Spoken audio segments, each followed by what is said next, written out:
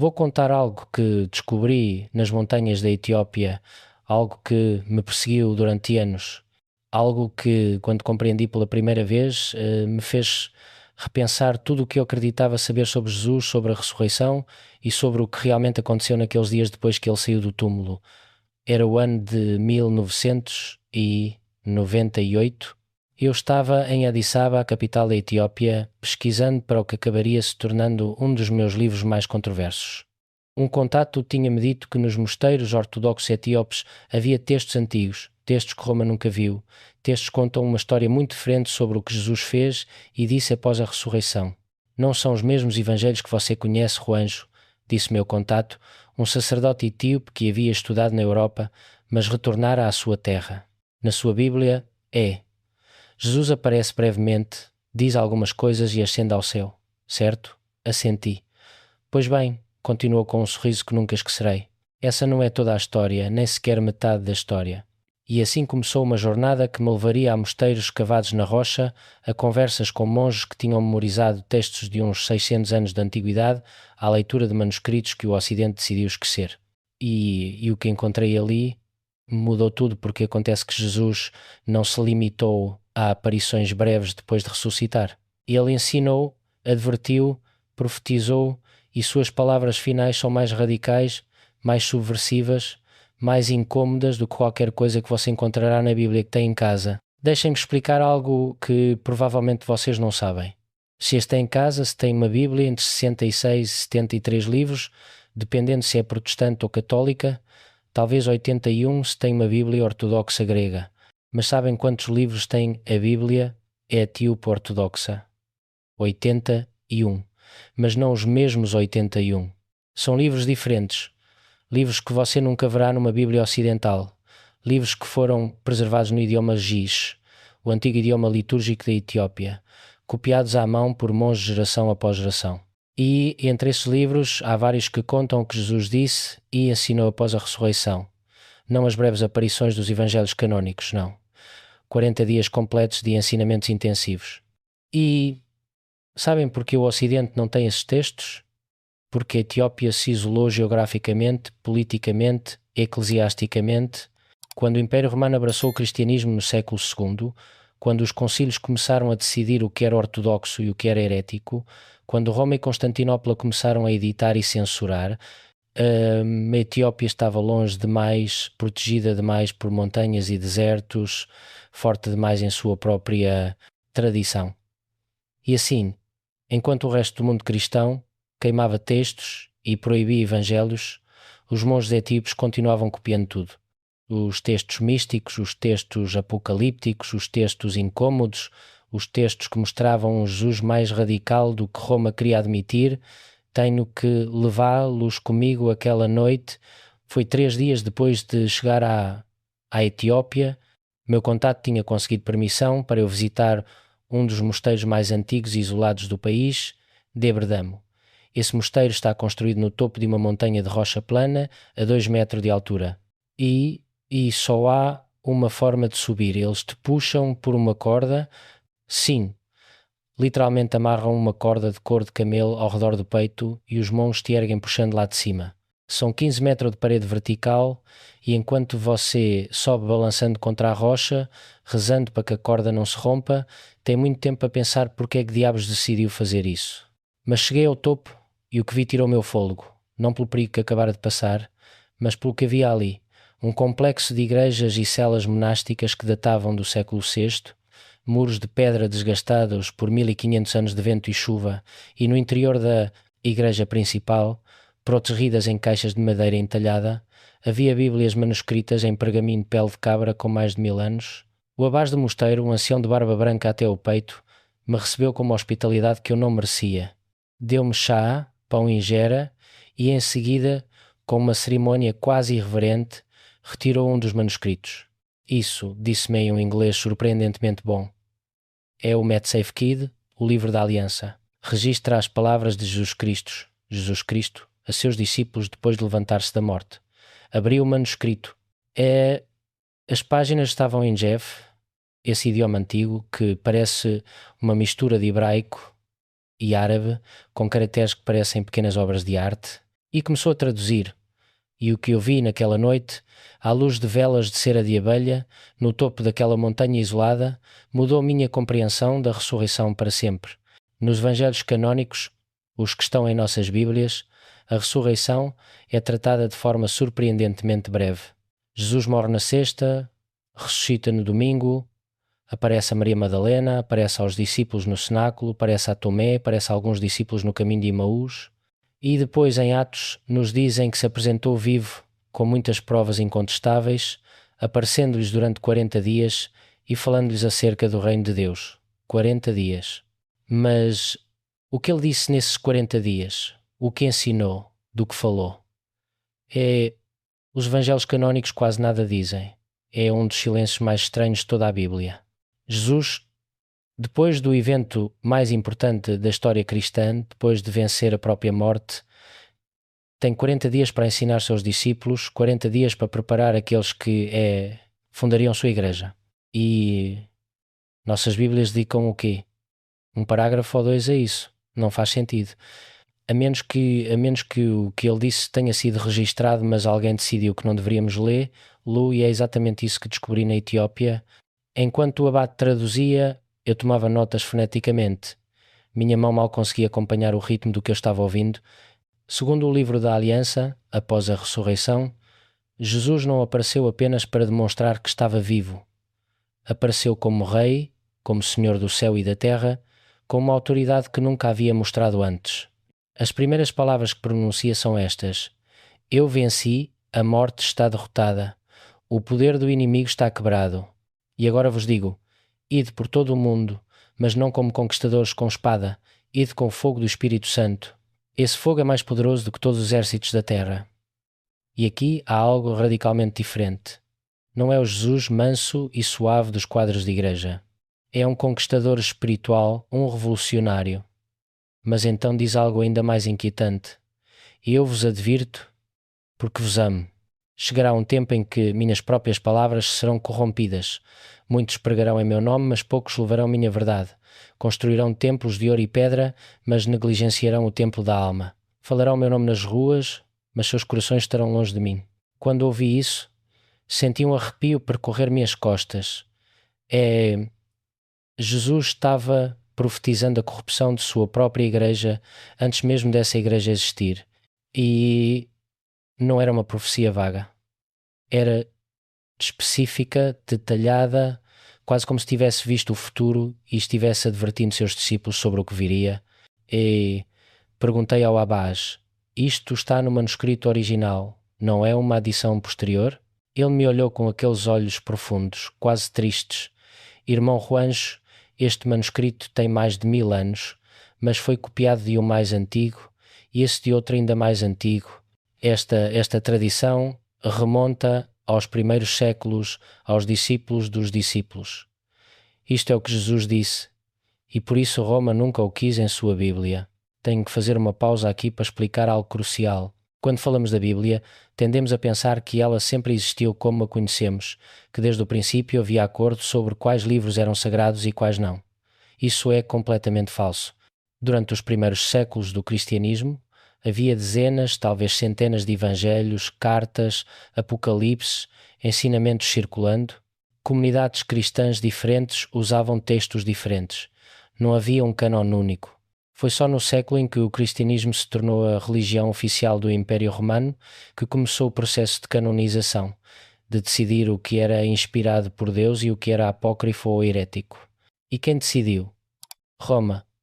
Os bispos leais ao Império, os concílios controlados pelo poder político e aplicaram 3 critérios principais. Primeiro, controle político. Textos que desafiavam a autoridade da hierarquia eclesiástica eram suspeitos. Textos que promoviam a experiência mística individual acima da mediação sacerdotal eram perigosos. Segundo, racionalidade greco-romana. O Império havia adotado o cristianismo, mas seguia culturalmente greco-romano. Amavam a filosofia, a lógica, a ordem. Os textos excessivamente místicos, demasiado apocalípticos, demasiado orientais eram incômodos. Terceiro, medo. Medo de que, se as pessoas ouvissem os verdadeiros ensinamentos de Jesus, ressuscitado esses ensinamentos radicais sobre a transformação interior, sobre reconhecer a futura corrupção da Igreja, sobre buscar a Deus diretamente sem intermediários, as pessoas deixariam de obedecer à Igreja e começariam a seguir a Deus diretamente. E isso, para Roma, era inaceitável. Então o que fizeram? Editaram, censuraram e, quando a censura não bastava, queimaram. Destruíram bibliotecas inteiras, perseguiram comunidades cristãs que se recusavam a adotar o cânon oficial, mas não puderam alcançar a Etiópia. As montanhas eram altas demais, o deserto vasto demais e a igreja etíope antiga enraizada demais para ser intimidada. E assim, enquanto Roma queimava textos, a Etiópia os preservava.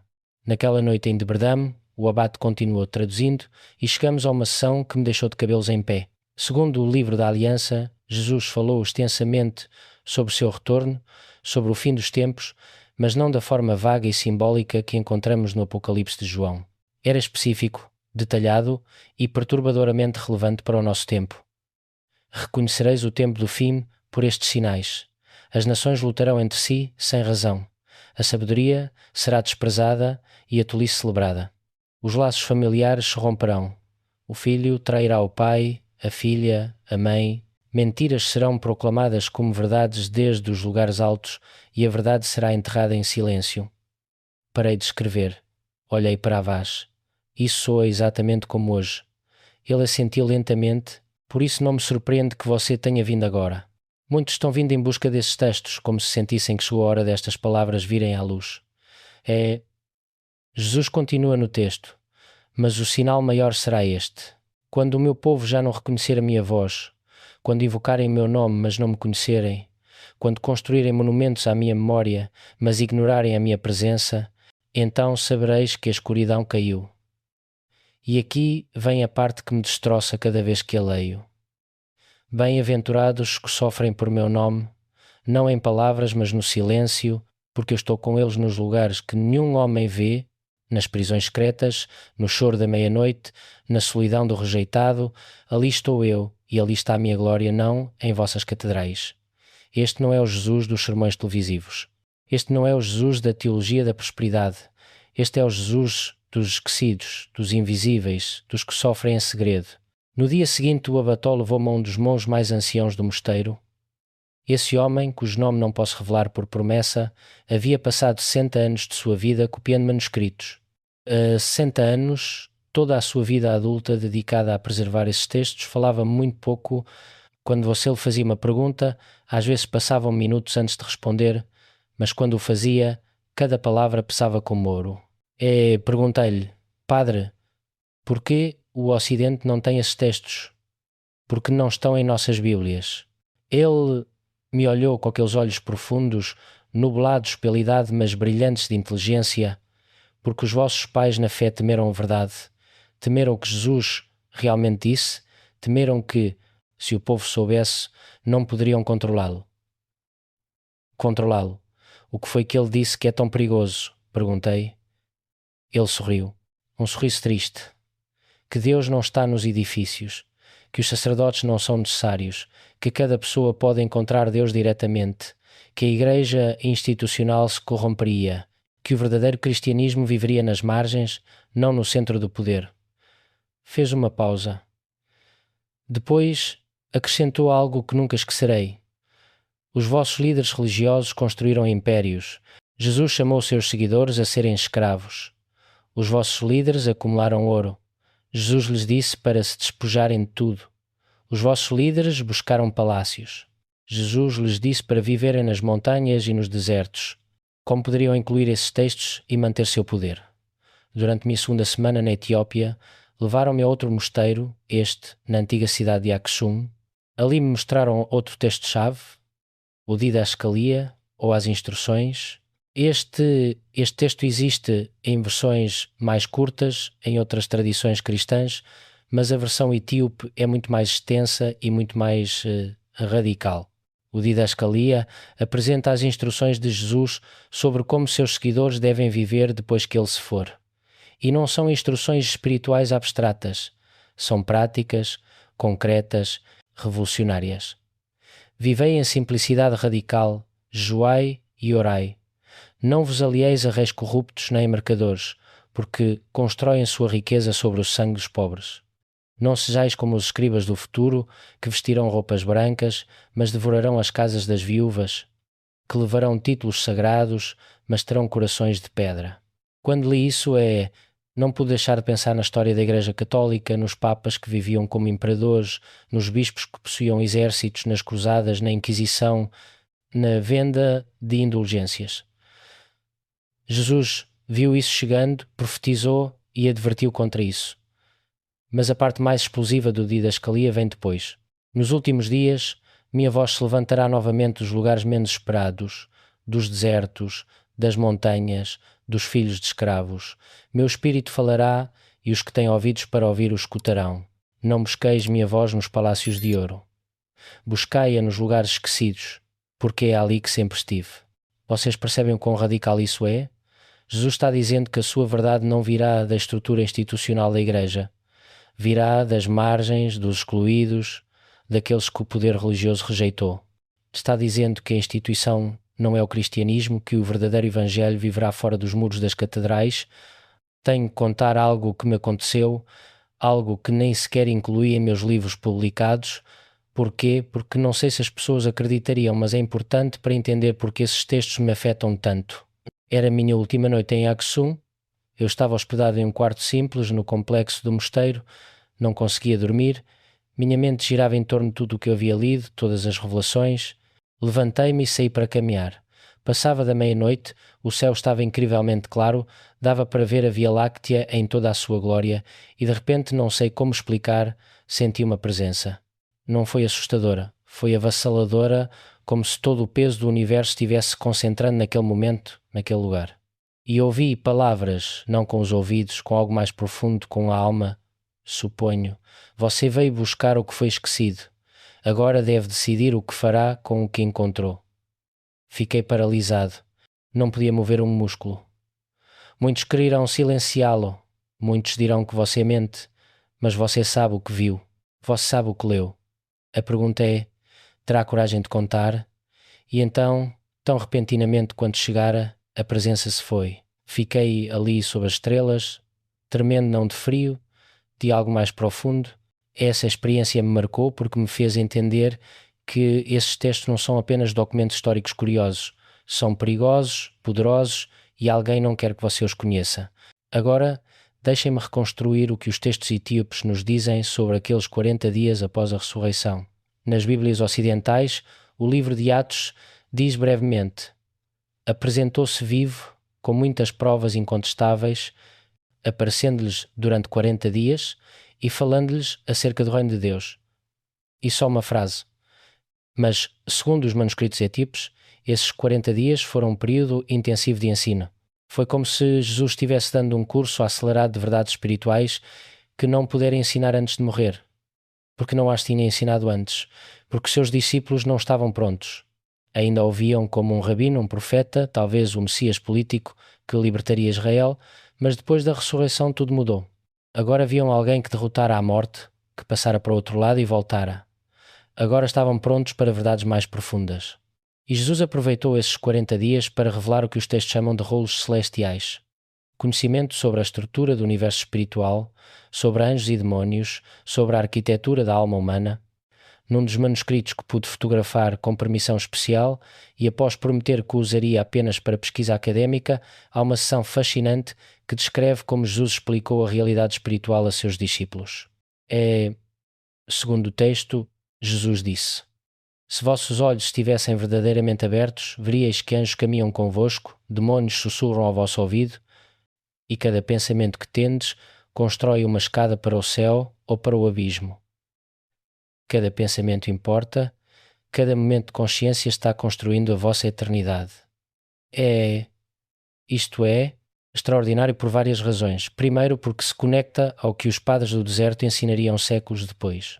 Aqueles monges radicais que foram viver no deserto do Egito nos séculos III ou IV desenvolveram toda uma ciência dos pensamentos. Ensinavam que cada pensamento tem origem divina, humana ou demoníaca. e que aprender a discernir essa origem era a chave da vida espiritual. De onde tiraram esse ensinamento? Dessas tradições sobre o que Jesus ensinou após a ressurreição.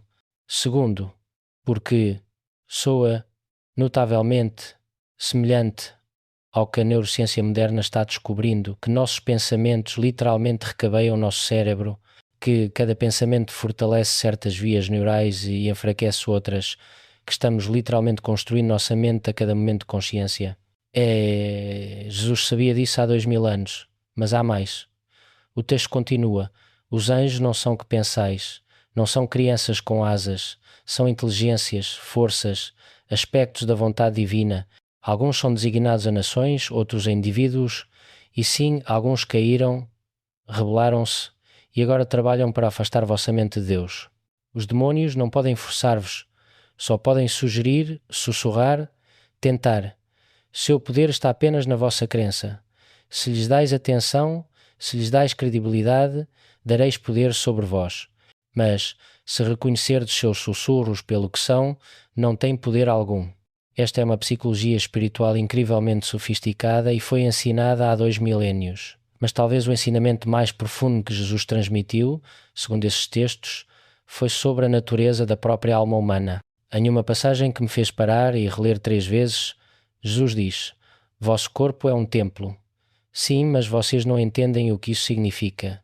Não é apenas uma metáfora. Vosso corpo é literalmente um espaço sagrado onde o divino e o material se encontram. Tendes 3 níveis: corpo, alma, espírito. O corpo é terra, voltará à terra. A alma é vossa mente, vossas emoções, vossa vontade. Esta pode elevar-se ou cair. E o espírito é o sopro de Deus em vós. É indestrutível, é eterno, é a minha própria presença em vós. O trabalho da vossa vida é alinhar estes 3, quando o corpo obedece à alma e a alma obedece ao espírito e o espírito descansa no Pai, então sois o que fostes criados para ser, imagens de Deus caminhando sobre a terra. Isto não é teologia abstrata, é instrução prática. E então vem a parte que me quebrou. Quando orardes, não oreis apenas com a boca. Que vosso corpo se converta numa oração viva, que vossa respiração me louve, que vosso silêncio fale mais alto do que os sermões. Isto não é religião, isto é revolução. Jesus está dizendo que a verdadeira espiritualidade não está nas palavras, não está nos rituais externos, está na transformação completa do ser-corpo, alma e espírito, convertidos num único ato de adoração viva. Agora posso responder à pergunta que muitos estarão fazendo: por que a Igreja Ocidental rejeitou esses textos? Identifiquei 3 razões principais. Primeira razão: controle político e eclesiástico. Esses textos empoderam o indivíduo. Dizem-lhe que pode encontrar Deus diretamente, que não precisa de um sacerdote como intermediário, que o verdadeiro templo está dentro dele. Conseguem imaginar o que isso significaria para uma instituição que baseia seu poder precisamente em ser o intermediário necessário entre Deus e a humanidade? A Igreja Católica desenvolveu todo um sistema sacramental em que você precisa de um sacerdote para quase tudo. Para o batismo, para a confissão, para a comunhão, para o matrimónio, para a extrema unção. Mas se Jesus realmente ensinou que você pode encontrar Deus diretamente, que seu próprio corpo é o templo, que sua própria consciência é o altar, então para que precisa da instituição? Por isso estes textos eram perigosos, porque minavam o próprio fundamento do poder eclesiástico. Segunda razão: o misticismo incômodo. Os textos étipos estão repletos de visões, de experiências místicas, de anjos e demónios, de batalhas espirituais. Para a mentalidade greco-romana, isso era embaraçoso. Demasiado oriental, demasiado experiencial, pouco filosófico. Roma queria um cristianismo que pudesse ser apresentado no fórum, debatido com os filósofos estoicos e platónicos, que parecesse respeitável e racional. Um cristianismo de êxtases místicos, de visões apocalípticas, de guerras espirituais invisíveis, não se encaixava nessa imagem. Assim, editaram-no, suavizaram-no, tornaram-no mais respeitável. Terceira razão: as profecias sobre a corrupção da Igreja. Esta é a mais incômoda. Jesus, nesses textos, adverte explicitamente que sua própria igreja se corromperia, que viria um tempo em que as pessoas falariam seu nome, mas não o conheceriam, quando construiriam catedrais, mas ignorariam o templo interior, quando líderes religiosos viveriam no luxo enquanto os pobres sofriam. Como pode uma instituição incluir em seu cânone textos que profetizam sua própria corrupção? Não, não pode. Então esses textos tinham que desaparecer. Antes de deixar a Etiópia, tive uma última conversa com aquele monge ancião, copista. Padre, disse, li esses textos, tomei notas, fotografei páginas, mas quando eu voltar ao Ocidente, quem vai acreditar em mim? Dirão que é fantasia, que são textos apócrifos sem valor? Ele me olhou com aquele olhar penetrante. Irmão, a verdade não precisa que acreditem nela. A verdade existe independentemente da crença. Nós guardamos esses textos por 16 anos. Copiamos com nossas próprias mãos. Alguns de meus irmãos morreram preservando-os. Porquê? Não por poder não temos poder, não por dinheiro somos pobres. Fizemos porque são verdade, porque são as palavras de Nosso Senhor e porque sabíamos que chegaria um dia em que o mundo precisaria delas. Fez uma pausa. Seus olhos se umedeceram e creio que esse dia chegou. Quero voltar a uma das profecias mais impactantes destes textos, porque acredito que estamos vivendo agora mesmo. Segundo o livro da Aliança, Jesus disse: chegará um tempo em que o meu nome será vendido, quando o meu rosto será repintado para satisfazer os poderosos, quando minhas palavras serão reescritas para justificar o que eu condenei. Verão templos magníficos construídos em meu nome, mas eu não estarei ali. Ouvirão o meu nome nos lábios de reis e presidentes, mas eles não me conhecem. E nesse tempo de escuridão, a minha voz se levantará dos lugares esquecidos, das montanhas, dos desertos, dos que sofrem em silêncio porque a verdade não pode morrer. Eu sou a semente e a espada. E voltarei. Quando li isso pela primeira vez, pensei imediatamente em como o cristianismo tem sido usado na história moderna. Usado para justificar o colonialismo, para abençoar exércitos, para acumular riqueza obscena, para construir impérios midiáticos, para entrar na política e no poder. Jesus de Nazaré, o rabino itinerante, que não tinha onde reclinar a cabeça, que comia com prostitutas e cobradores de impostos, que desafiou as autoridades religiosas de seu tempo. Esse Jesus foi convertido em um produto, em uma marca, em uma ferramenta de controle, mas segundo esses textos, ele viu isso vir e prometeu que, quando a corrupção fosse total, quando seu nome estivesse completamente prostituído pelo poder, sua verdadeira voz se levantaria novamente desde as margens. Isso me leva a um dos ensinamentos mais revolucionários desses textos. No Didascalia Etíope há uma passagem em que Jesus fala diretamente sobre onde estará a sua presença nos últimos dias. Não me busqueis nas catedrais de mármore, não me busqueis nos programas de televisão, não me busqueis onde os ricos e poderosos invocam o meu nome.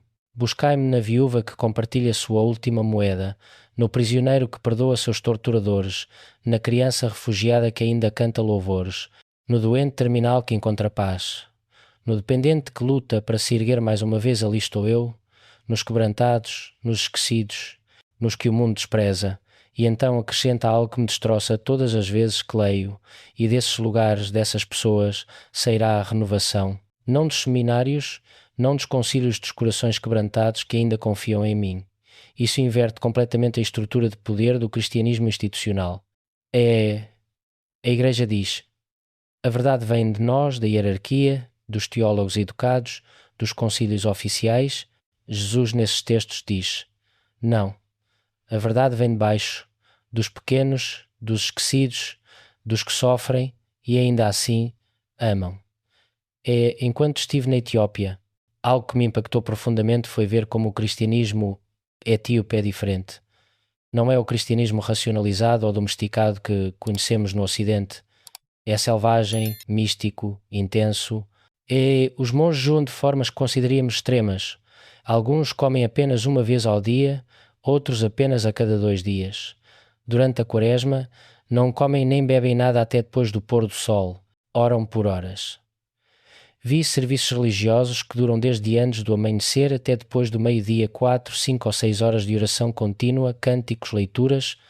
Eles creem literalmente em anjos e demónios, em batalha espiritual, em que o mundo invisível é tão real quanto o visível, e tratam seus manuscritos antigos com uma reverência quase difícil de descrever, como se fossem portais para o sagrado, como se as palavras naquelas páginas de pergaminho tivessem poder real, porque para eles têm.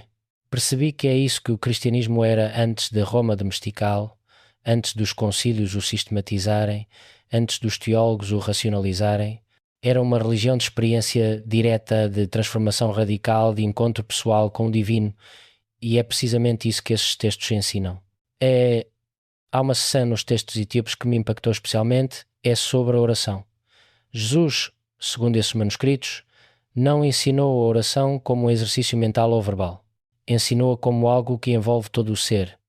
Quando orardes, disse, não penseis que é apenas a vossa mente que fala com Deus. Vosso corpo ora, vossa respiração ora, vosso silêncio ora. Aprendei a calar a mente, a aquietar o ruído interno, e nesse silêncio ouvireis a minha voz não com vossos ouvidos, com algo mais profundo. Porque eu falo no silêncio, eu falo na quietude, eu falo no espaço entre vossos pensamentos. Isto é meditação contemplativa, isicasmo, a tradição dos monges ortodoxos orientais. É algo que o cristianismo ocidental quase perdeu completamente, e então Jesus dá instruções específicas. Sentai-vos em silêncio, respirai profundamente. Com cada respiração dizei em vosso coração, Senhor Jesus Cristo, tem misericórdia de mim. Não com pressa, com calma. Deixai que as palavras se afundem em vosso ser. No início vossa mente vagará. Pensamentos virão como pássaros. Deixai-os ir. Não luteis contra eles. Simplesmente voltai à respiração, voltai às palavras, e depois de muito tempo, talvez dias, talvez meses, talvez anos, algo mudará. As palavras começarão a dizer-se sozinhas, sem esforço, como uma nascente que brota de dentro. E então sabereis que não sois vós que orais, é o meu Espírito orando em vós. Isto é extraordinariamente semelhante à oração do coração da tradição isicasta. E, segundo estes textos, vem diretamente de Jesus ressuscitado. Quando voltei à Espanha depois daquela viagem, eu não sabia o que fazer com tudo o que havia descoberto. Eu tinha notas, fotografias, gravações de áudio das traduções de Lavage, mas como apresentar isso? Quem acreditaria em mim? Tentei falar com alguns colegas académicos, a maioria foi cética. Textos apócrifos, diziam, sem valor histórico real. Tentei falar com líderes religiosos. Alguns se mostraram interessados, outros claramente desconfortáveis. Um me disse diretamente, Juanjo, é melhor deixar essas coisas em paz. Não queremos confundir as pessoas.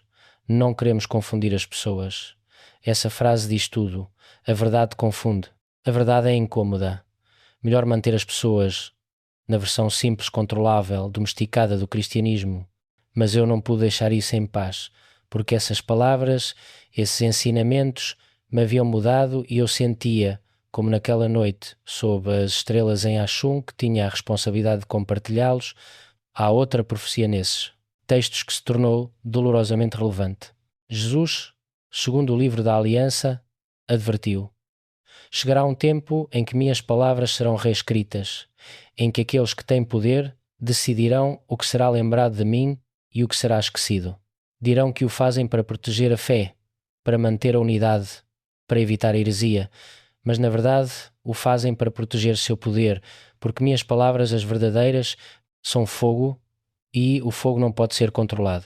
Quando li isso, pensei imediatamente nos concílios ecumênicos, em Niceia, em Calcedónia, em todos os momentos em que homens com poder político decidiram o que era ortodoxo e o que era herético.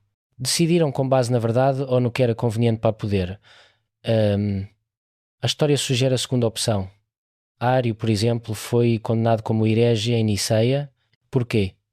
Não por suas ideias fossem obviamente falsas, mas porque não se encaixavam na teologia que o imperador Constantino queria promover. Os gnósticos foram perseguidos e seus textos queimados. Porquê? Não porque não tivessem linhagens antigas ou ensinamentos profundos, mas porque desafiavam a autoridade da hierarquia emergente. A história é escrita pelos vencedores e a teologia pelos que detêm o poder. Mas Jesus, nesses textos etíopes, adverte que isso aconteceria e promete que a verdade não pode ser destruída permanentemente. A verdade é como uma semente, diz ele. Podeis enterrá-la, podeis pisoteá-la, mas no tempo certo brotará novamente. Há uma linha no didascalia que me persegue constantemente. Nos últimos dias, meu espírito falará desde os filhos de escravos. É os filhos de escravos porque essa frase específica, porque não os pobres ou os oprimidos em geral? Perguntei à Vaz em Axum. Ele me disse algo que me deixou pensando por semanas. Irmão Juanjo, você sabe qual foi um dos primeiros países a proibir a escravidão? Balancei a cabeça, negando. Etiópia. No século em que adotamos o cristianismo, um dos primeiros atos foi libertar os escravos, porque nossos textos dizem que Deus ama especialmente os que foram escravizados, que são em certo sentido mais próximos dele do que os livres. Porquê? Perguntei. Porque conhecem o sofrimento, porque sabem o que é não ter poder, porque sua única esperança é Deus e por isso têm os ouvidos abertos para ouvi-lo. Contou-me que, segundo a tradição etíope, quando Jesus falou dos filhos de escravos em seus ensinamentos pós-ressurreição, estava profetizando sobre o cristianismo africano. A Etiópia nunca foi colonizada, mas, durante séculos, foi vista com desprezo pelo cristianismo europeu. Africanos ignorantes diziam cristãos de segunda classe, mas acontece que foram eles, os desprezados, que preservaram os ensinamentos mais puros e agora, no século XXI, enquanto o cristianismo europeu colapsa, o cristianismo africano explode, tal como Jesus profetizou. Sei que muitos leitores perguntarão, esses textos são realmente antigos ou invenções medievais? Deixem-me dar os fatos. Os manuscritos mais antigos existentes do cânone etíope datam do século XIV, mas a análise linguística do RIS usado mostra que os textos são traduções de originais muito mais antigos, provavelmente do século V ou Fez. Sabemos que a Igreja Etíope foi fundada no século III, segundo a tradição por Frumêncio, um missionário sírio, mas também há evidências de comunidades cristãs anteriores, talvez do século I ou II. A Etiópia tinha contato com o mundo judaico-cristão por meio do comércio no Mar Vermelho. O reino de Aksum era uma potência comercial e a tradição etíope afirma que sua linhagem real descende do rei Salomão e da rainha de Sabá. Ponto importante, quando o cristianismo chegou à Etiópia, não veio de Roma, veio do Oriente da Síria, do Egito, talvez até da Índia. E essas comunidades cristãs orientais tinham textos diferentes dos que Roma usava. Muitos dos textos apócrifos que encontramos na Etiópia também existiam em versões coptas, siríacas, árabes. Não foram inventados na Etiópia, foram preservados ali quando desapareceram em outros lugares. Então, são antigos? Sim. São confiáveis? Essa é uma pergunta mais complicada, mas direi isto, são pelo menos tão confiáveis quanto os evangelhos canónicos. Porque em que se baseia a confiabilidade dos evangelhos canónicos? No fato de terem sido aceitos pelos concílios do século II, concílios controlados pelo poder político. Os textos etíopes têm a mesma origem, comunidades cristãs primitivas que registraram tradições orais sobre Jesus. A diferença é que Roma os rejeitou e a Etiópia os preservou. Quem tinha razão? Cada um deve decidir por si. Intitulei esta sessão O Cristo Oculto, porque é isso que esses textos revelam. Um Jesus que nos foi escondido. Não completamente escondido, é claro. Os evangelhos canónicos são genuínos, contêm verdades profundas, mas são incompletos, editados, filtrados pela lente do que Roma considerava aceitável. Os textos etíopes nos dão um Jesus mais completo, mais complexo, mais desafiador, um Jesus que não só morreu por nossos pecados, embora isso também, mas que ressuscitou para nos ensinar como viver em um nível completamente diferente de consciência. Um Jesus que não falou apenas de amor em termos gerais, mas deu instruções específicas sobre como transformar corpo, alma e espírito. Um Jesus que não apenas predisse seu retorno, mas advertiu sobre a corrupção específica que sua igreja tomaria e prometeu que a renovação viria das margens, não do centro. Este é o Jesus que Roma não queria que conhecêssemos, porque este Jesus é incontrolável. Passaram-se mais de 25 anos desde aquela primeira viagem à Etiópia. Voltei 3 vezes mais. Continuei pesquisando. Comparei os textos etíopes com outros textos apócrifos de outras tradições e cheguei a algumas conclusões. Primeira, a Bíblia que temos no Ocidente é incompleta, não é falsa, mas é editada, censurada. Coisas importantes ficaram de fora. Segunda, os ensinamentos pós-ressurreição de Jesus foram muito mais extensos e profundos do que sugerem os evangelhos canónicos. Aqueles 40 dias foram cruciais e temos acesso ao que foi ensinado neles se estivermos dispostos a buscar fora do cânon oficial. Terceira, Jesus profetizou a corrupção de sua própria Igreja. Isso é incômodo, mas está lá em múltiplos textos de múltiplas tradições, não é uma invenção etíope, é parte da tradição cristã primitiva que foi suprimida.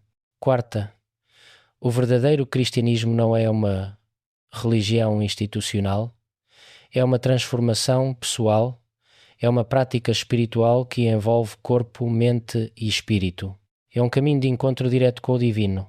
Quinta, e mais importante, a verdade não precisa de permissão de Roma para ser verdade. A Igreja Católica não tem monopólio da verdade cristã nem qualquer outra instituição. A verdade está onde você a encontra, nas catedrais às vezes, mas também nos mosteiros de montanha na Etiópia, nos textos que Roma rejeitou, nos corações dos marginalizados que ainda creem. Jesus, segundo esses textos, terminou seus ensinamentos pós-ressurreição com uma promessa e um chamado. A promessa: não vos deixarei órfãos, meu Espírito estará convosco sempre. Nos momentos de escuridão mais profunda, quando sentirdes que estáis completamente sós, buscai-me no mais profundo de vosso ser. Ali estou eu, sempre estive ali. E o chamado: agora eu vos envio, não como ovelhas inocentes, mas como serpentes sábias e pombas puras.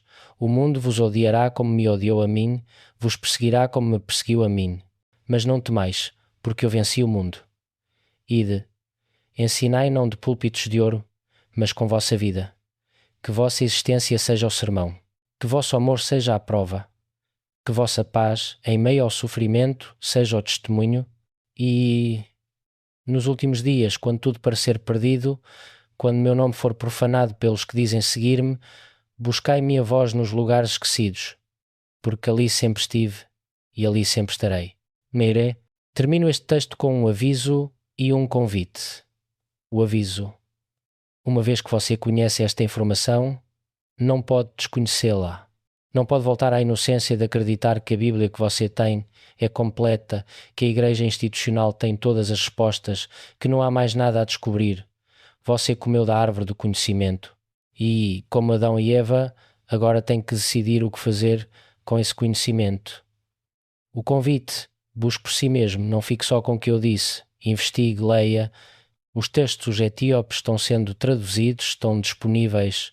Busque também os textos gnósticos, os evangelhos apócrifos, as tradições místicas do cristianismo e, sobretudo, busque Jesus diretamente, não através da instituição, não através de intermediários diretamente, como ele mesmo ensinou. Buscai e encontrareis. Batei e vos será aberto. A porta está aí. Sempre esteve aí. Você só precisa ter a coragem de atravessá-la, e quando o fizer, quando encontrar essa verdade que te torna livre, lembre-se, você não é o primeiro. Os monges da Etiópia te precederam por 16 anos, os padres do deserto antes deles, os apóstolos antes deles, e, antes de todos, o próprio Jesus saindo do túmulo na manhã de Páscoa, com fogo nos olhos e verdade nos lábios. A verdade não pode morrer. É a semente e a espada e está brotando de novo aqui agora neste momento. A pergunta é: você terá a coragem de ver, lá,